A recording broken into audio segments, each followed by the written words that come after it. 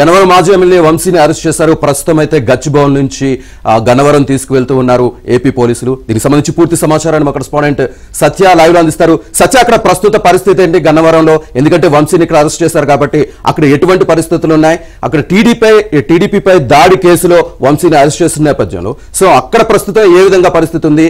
So అక్కడున్న TDP నాయకులు కానీ లేకపోతే వైసీపీ వాళ్ళు కానీ ఈ వర్గాలు పరస్పరం కూడా ఒకరిపై ఒకరు దాడులు చేసుకునే అవకాశం కూడా కనిపిస్తుంది. ఎందుకంటే వంశీ అరెస్ట్ నేపథ్యంలో అక్కడున్న తన అనుచర గణం కూడా తిరుగుబాట్లు చేసే అవకాశం ఉంది. సో అక్కడ ప్రస్తుత పరిస్థితి ఏంటి? పోలీసులు ఎటువంటి భద్రత కల్పిస్తున్నారు? గన్నవరంలో అయితే ప్రస్తుతానికైతే మాత్రం ఎలాంటి ఇబ్బందికర వాతావరణం లేదు. అయితే ప్రస్తుతం మనం విజయవాడ సిపి ఆఫీస్ వద్ద ఉన్నాం. ఎందుకంటే ఈ వంశీ మీద కేసు పెట్టిన కిడ్నాప్ కేసు అయితే పెట్టారో అది రామవరపాడు పరిధిలో ఉండే సత్యవర్ధన్ కుటుంబ సభ్యులు పెట్టారు కాబట్టి ఆ స్టేషన్కి, కన్సర్న్ పోలీస్ స్టేషన్కే అతన్ని తీసుకొస్తారని మనకున్న సమాచారం బట్టి తెలుస్తోంది. దీంతో గన్నవరంలో కాకుండా సీన్ మొత్తం విజయవాడకు షిఫ్ట్ అయిందని మనం భావించాల్సి ఉంటుంది. తీసుకుంటే కనుక విజయవాడ ఏదైతే సత్యవర్ధన్ అనే వ్యక్తి ఒక వంశీ టీడీపీ ఆఫీసులో వంశీ అనుచరులు దాడి కేసులో పెద్ద ట్విస్ట్ ఇచ్చారని చెప్పుకోవాలి.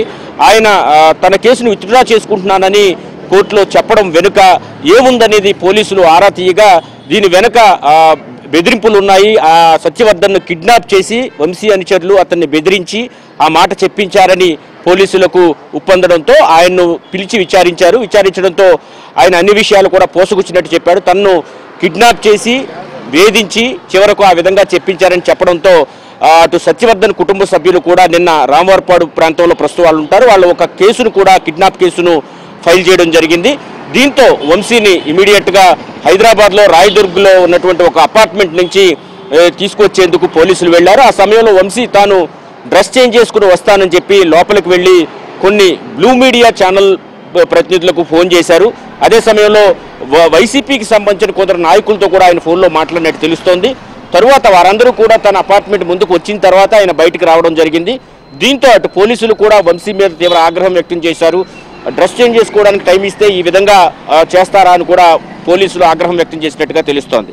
ఇక మరొక విషయాన్ని మనం చూస్తే కనుక గన్నవరం టీడీపీ కార్యాలయం దాడి వ్యవహారంలో సత్యవర్ధన్ ఆ రోజు ఎవరైతే అక్కడ ఆఫీస్ బాయ్గా పనిచేసే సత్యవర్ధన్ కేసు ఫైల్ చేయడం జరిగిందో అతను కేసును విత్డ్రా చేసుకోవడం వెనుక ఏముందనే దాని మీద లోతుగా విచారణ చేస్తే చాలా విషయాలు బయటకు వచ్చాయి. సత్యవర్ధన్ కిడ్నాప్ చేసి బెదిరించి అతనితో ఆ విధంగా చెప్పించారనేది పోలీసుల అభియోగంగా మనకు కనిపిస్తోంది. దీంతో సత్యవర్ధన్ను అదుపులోకి తీసుకుని పోలీసులు ప్రశ్నించడంతో తనను కిడ్నాప్ చేసి బెదిరించి ఫిర్యాదు వెనక్కి తీసుకునేలా చేశారనే విషయాన్ని అతను సుస్పష్టంగా పోలీసుల ముందు ఒప్పుకున్నట్టుగా తెలుస్తోంది. దీంతో సత్యవర్ధన్ను ఆ రోజు కోర్టుకు కారులో కూడా అంటే కోర్టులో అతను ఏదైతే చెప్పాడో తాను విత్డ్రా చేసుకుంటా అని చెప్పిన రోజు అతన్ని అక్కడికి కోర్టు వద్దకు కూడా వంశీ అనుచరులే కారులో తీసుకొచ్చారని కూడా పోలీసులు గుర్తించారు. మొత్తం ఈ కిడ్నాప్ కేసుకు సంబంధించి ఐదుగురి పైన కేసులు నమోదు చేసినట్టుగా తెలుస్తోంది. వల్లభనేని వంశీ అరెస్టులో ఇది కొత్త ట్విస్ట్గా మనం భావించాల్సి ఉంటుంది. అంటే టీడీపీ కార్యాలయం మీద దాడి విషయంలో కాకుండా వేరే కిడ్నాప్ కేసులో ప్రస్తుతానికైతే అతను అదుపులోకి తీసుకున్నట్టుగా తెలుస్తోంది. తరువాత ఈ మిగిలిన కేసులన్నీ కూడా ఒకదాని తర్వాత ఒకటి అతనిపైన అభియోగాలు మోపే అవకాశాలు కూడా లేకపోలేదని మనం చెప్పుకోవచ్చు. వంశీ ఉండే ఫ్లాట్లోకి ఉదయాన్నే తెల్లవారుజామునే పోలీసులు వెళ్లడం జరిగింది. వెంటనే డ్రెస్ మార్చుకుని వస్తానని చెప్పి వంశీ చెప్పి తరువాత బ్లూ మీడియాకు చెందిన కొందరు ప్రతినిధులకి అదేవిధంగా వైసీపీ నేతలకు కూడా ఆయన ఫోన్ చేసి బయటకు రావడం జరిగింది. దీంతో పోలీసులు అతనిపై ఆగ్రహం వ్యక్తం చేసిన పరిస్థితి కూడా మనం చూసుకోవచ్చు. ఇక సత్యవర్ధన్ విషయానికి వస్తే కనుక సత్యవర్ధన్ వంశీ ఆయన అనుచరులు కిడ్నాప్ చేసి బెదిరించారని అతని కుటుంబ సభ్యులు నిన్న ఫిర్యాదు చేశారు విజయవాడలో. కుటుంబ సభ్యుల ఫిర్యాదు మేరకు విజయవాడ పోలీసులు కేసు కూడా నమోదు చేసి ఈ రోజు వంశీని అదుపులోకి తీసుకున్నట్టుగా తెలుస్తుంది. వీరు సత్యవర్ధన్ కుటుంబ సభ్యులు రామవరపాడు ప్రాంతంలో నివాసం ఉంటున్నారు. ఈ రోజు సాయంత్రానికి అంటే వంశీని ఉదయాన్నే అదుపులో తీసుకున్న నేపథ్యంలో ఈ రోజు సాయంత్రానికి విజయవాడకు తీసుకొచ్చే అవకాశాలు అయితే ఉన్నట్లుగా మనకు తెలుస్తోంది. మరోవైపు ఏ పోలీస్ స్టేషన్లో అయితే ఫిర్యాదు ఉందో అక్కడికి తీసుకెళ్తారా లేదా ఇంకేమన్నా ఉందా అనే దాని మీద కూడా చూడాల్సి ఉంది. ఇక సిపి ఆఫీస్ వద్ద అయితే ప్రస్తుతం ఏమీ హడావిడి అయితే లేదని చెప్పుకోవచ్చు. మరోవైపు అటు గన్నవరంలో సిచ్యువేషన్ కూడా కంట్రోల్లోనే ఉంది. పోలీసులు ఇటువంటి అరెస్ట్ చేసే ముందే అన్ని జాగ్రత్తలు కూడా తీసుకుంటారు కాబట్టి ప్రస్తుతానికి కంట్రోల్లో ఉన్నట్టుగా అయితే మనకు తెలుస్తోంది. సత్య, ముఖ్యంగా ఏదైతే పోలీసులు అరెస్ట్ చేసే సమయంలో వంశీ లోపలికి వెళ్ళి డ్రెస్ చేంజ్ చేసుకుని వస్తానని చెప్పి లోపలికి వెళ్ళిన తర్వాత బ్లూ మీడియాకి ఫోన్ చేశారు. ఆ తర్వాత కొంతమంది వైసీపీ వాళ్ళకి కూడా ఫోన్ చేసినట్టుగా తెలుస్తోంది. సో అంటే ఫర్దర్ గా ఏం జరగాలి అనే దానిపై ఆల్రెడీ ఒక స్కెచ్ వేసినట్టుగానే అనిపిస్తుంది కదా ఈ సిచ్యువేషన్ చూస్తుంటే. ఎందుకంటే డ్రెస్ చేంజ్ చేసుకుంటానే లోపలికి వెళ్ళిన వ్యక్తి చాలాసేపటి తర్వాత బయటకు వచ్చిన తర్వాత అప్పుడు పోలీసులు తీసుకెళ్లడం జరిగింది. సో దీన్ని అంతటిని ఏ విధంగా చూడాలి, పోలీసులు ఏ కోణంలో చూస్తారు?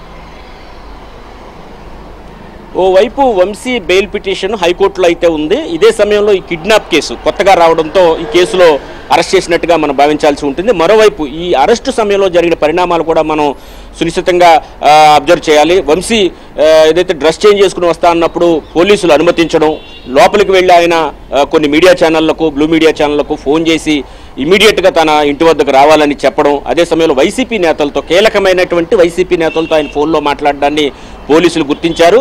ఈ ఎందుకు ఆ అవకాశం పోలీసులు ఇచ్చారు అనేది మనం చూడాల్సి ఉంటుంది. ఇదే సమయంలో పోలీసులు కూడా దీనిపైన వంశీ మీద తీవ్ర ఆగ్రహం వ్యక్తం చేశారు.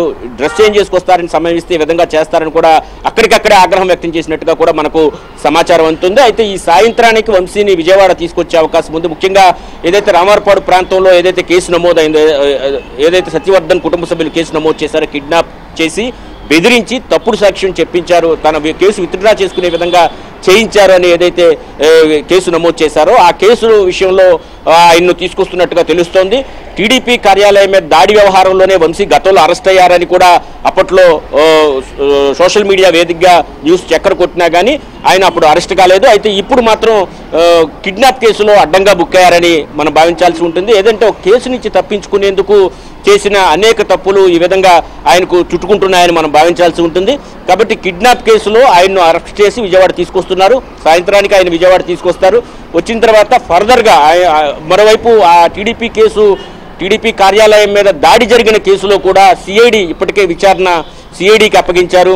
గతంలో ఆ రోజు కూడా మనమే కవర్ చేయడం జరిగింది. ఆ రోజు గన్నవరంలో ఏదైతే కొమ్మారెడ్డి పట్టాభిరామ్ ఎవరైతే ఉన్నారో, ప్రస్తుతం స్వచ్ఛంద్ర కార్పొరేషన్ చైర్మన్గా ఉన్నారు, ఆయన గన్నవరం టీడీపీ నాయకులను వంశీ అనుచరులు ఇబ్బందులు గురి చేస్తున్నారు, దానిపైన కేసు పెట్టాలని పోలీస్ స్టేషన్కి వెళ్తే అదే సమయంలో వంశీ అనుచరులు టీడీపీ కార్యాలయం మీద దాడికి వెళ్తున్నారని తెలుసుకుని ఆయన అక్కడికి వెళ్లే ప్రయత్నం చేశారు.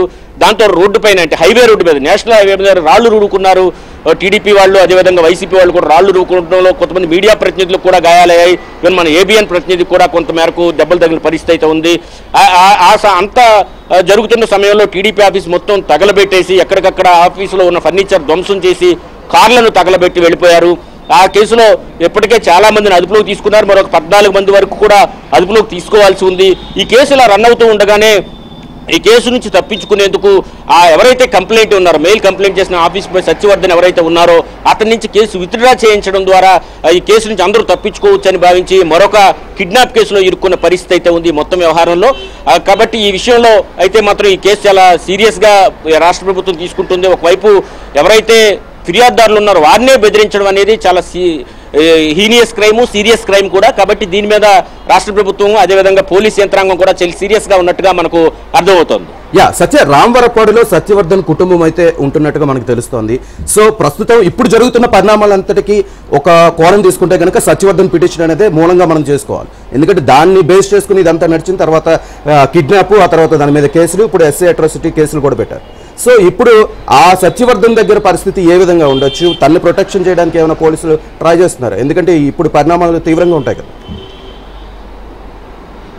ఎప్పుడైతే సత్యవర్ధన్ ఈ కేసులో తను కిడ్నాప్ చేసి ఈ విధంగా చేశారని ఆయన కుటుంబ సభ్యుల ద్వారా ఫిర్యాదు చేయించారో అప్పుడే అతనికి రక్షణ కల్పించడం పోలీసుల బాధ్యత. కాబట్టి ఆ విషయంలో ఎలాంటి ఇబ్బంది ఉండదు. అదే సమయంలో ఇక్కడ గన్నవరంలో కూడా అంటే గతంలో వంశీ వైసీపీ అధికారంలో ఉండగా ఎలాంటి చర్యలకు పాల్పడ్డారు, ఇష్టానుసారంగా వ్యవహరించిన పరిస్థితి ఉంది. ఆ రోజు కొమ్మారెడ్డి పట్టాభిరామ్ని అరెస్ట్ చేసిన తర్వాత కూడా అతన్ని వేరువేరు ఊర్లు తిప్పి చివరకు తర్వాత రోజు సాయంత్రానికి పోలీస్ స్టేషన్లో న్యాయమూర్తి ముందు ప్రవేశపెట్టిన పరిస్థితి. ఆ సమయంలో ఏబిఎన్ కెమెరా కూడా ఆయన్ని ఎక్కడెక్కడ కొట్టడం జరిగిందనే విషయాన్ని కూడా విజువల్లో కూడా చూపించడం జరిగింది.